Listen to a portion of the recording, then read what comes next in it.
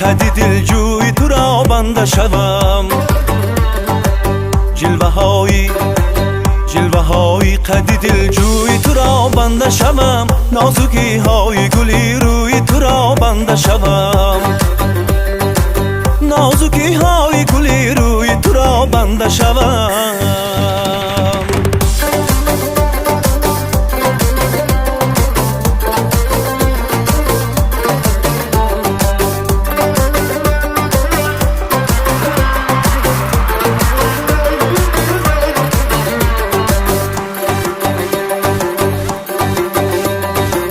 بنده را با سری هر موی تو مهری دیگر است بنده را با سری هر موی تو مهری دیگر است بر سر گردم و هم موی تو را بنده شوم بر سر گردم و هم موی تو را بنده شوم.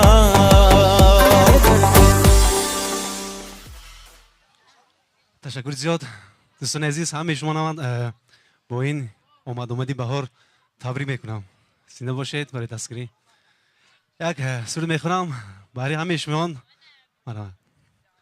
بهارم میشکوفد در نگاهت در نگاهت پر از گل گشت تا جان من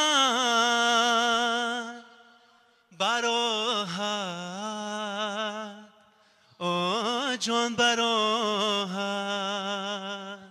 زنده башид دوستان عزیز. Огромное спасибо. И желаем опять же хорошего настроения. И незабываемых ощущений, конечно же, от нашей красной ковровой дорожки.